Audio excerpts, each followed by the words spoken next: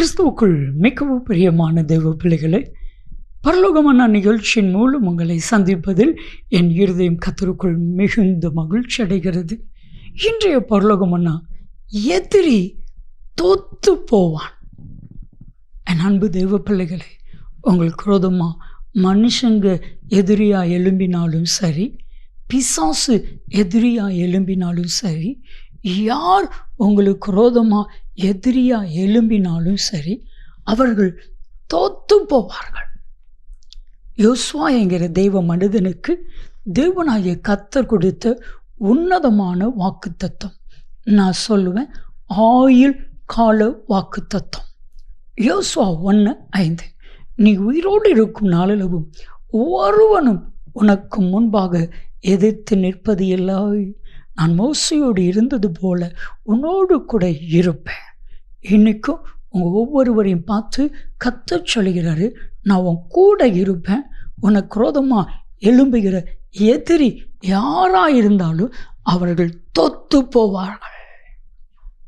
வேதம் முழுவதையும் நீங்கள் வாசித்து பார்த்தா, யார் யார் தேவனுடைய பிள்ளைகளுக்கு விரோதமாக எதிரியாக எழும்பியிருக்கிறாங்களோ அவர்கள் தோத்து போயிருக்கிறார்கள். சரித்திரம் அப்படிதான் சொல்லுகிறது. எப்போ தோத்து போவார்கள்? நீங்கள் எப்போ ஜெபிப்பீங்களோ அப்போ எதிரிகள் தோத்து போவார்கள். ஒரு அதிகாரத்தை உங்கள் கண்களுக்கு முன்பாய் கொண்டு வர ஆசைப்படுகிறேன். தானியேலின் புத்தகம் 6வது அதிகாரம். தானியேலின் புத்தகம் 6வது அதிகாரம் முதல்ல 4வது வசனத்தில் தானியேலுக்கு எதிராய் எதிரிகள் எழும்புகிறார்கள். தேசாதிபதிகள், ராஜ்யத்தினுடைய விசாரிப்பில் இருக்கிறவர்கள், அமைச்சர்கள், ஆளுகை பண்ணுகிறவர்கள் எதிராக எழும்பி தானியேலை குற்றம் கண்டுபிடிக்கிறார்கள். ஆனால் தானியேல் செய்தது என்ன? அவன் ஜெபம் பண்ணிக்கிட்டே இருந்தான். ஆனால் எதிரி ஜெயிச்சாங்களா தோத்து போனாங்களா அப்படின்னா, தானியேல் 6:28 தானியேலின் காரியம் ஜெயமாக இருந்தது. அவர்களுடைய எதிரிகள் தோத்து போனார்கள். தானியேல் 6:24 நீங்கள் வாசித்து பார்த்தா, யார் தானியேலை கொல்லணும்னு நினச்சாங்களோ அவங்க செத்து போயிட்டாங்க. புரியுமா உங்களுக்கு? உங்களுக்கு விரோதமாக யார் எழும்புகிறாங்களோ நீங்கள் அழிஞ்சிடுவீங்கன்னு நினச்சாங்கன்னா ஆண்டவர் பார்த்துக்கொள்வார். ஏன் நீங்கள் கலங்குறீங்க? நீங்கள் ஜெபம் பண்ணுங்க. எதிரிக்கு முன்பாக கர்த்தர் உங்களை உயர்த்த போகிறார். எதிரிக்கு முன்பாக கர்த்தர் உங்களை மேன்மைப்படுத்த போகிறார். எதிரிக்கு முன்பாக உங்களுக்கு ஒரு பந்தி ஆயத்தப்படுத்த போகிறார். எதிரிக்கு முன்பாக ஒரு மேன்மையை கர்த்தர் உங்களுக்கு கொடுக்க போகிறார். 1 சாமுவேல் 17வது அதிகாரத்தை நீங்கள் வாசித்து பாருங்க. கோலியாத்துங்கிற ஒரு எதிரி கெக்கரிக்கிறான் சொல்கிறான், யாரும் என்ன தோக்க முடியாது. அவனுடைய நம்பிக்கை அதுதான், உண்மையும் கூட அதுதான். நேருக்கு நேர் கோலியாத்தை எதிர்த்து நின்று கோலியாத்தை ஜெயிக்க இஸ்ரவேலில் யாருக்கும் தைரியமும் இல்லை, திறமையும் இல்லை. ஆனால் வைராக்கியமான ஜெபிக்கிற தாவீது வருகிறான். 1 சாமுவேல் 17வது அதிகாரம் 32-33 வசனம். இவன் நிமித்தம் யாருடைய இருதயமும் கலங்க வேண்டியதில்லை.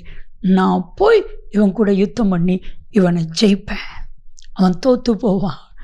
இப்போ சவுல் சிரிக்கிறார், நீ யாருடா? நீ யாரு? நீ ஒரு ஆடு மேய்ச்சிட்டு இருக்கிற ஒரு சிறுவன், உன்னால் இப்படி முடியும்.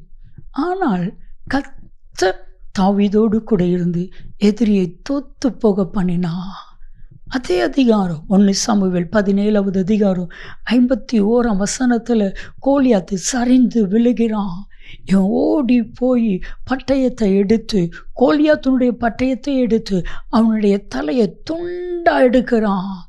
தன் எதிரி தோத்து போனான், தன் எதிரி செத்து போனான் என்று நினைத்த பெலிஸ்தர்கள் ஓடுகிறார்கள். என் அன்பு தெய்வ பிள்ளைகளை, உங்களுக்கு விரோதமாக யார் எழும்பினாலும் அவர்கள் தோத்து போவார்கள். இது உண்மை. நீங்கள் ஜெபம் பண்ணுங்க, எதிரிகள் எல்லாம் தோத்து போவாங்க. அவங்களுக்கு முன்பாக தான் கர்த்தர் உங்களை ஆசீர்வதிக்க போகிறார். ஜெபிக்கலாமா?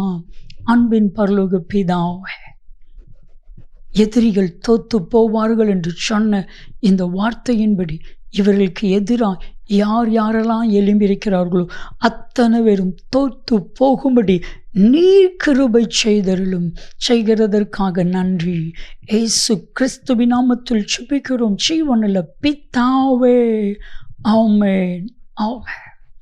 எதிரி தோத்து போவான். நன்மையும் கிருபையும் ஆசீர்வாதங்களும் நிச்சயமாக உங்களை தொடரும்.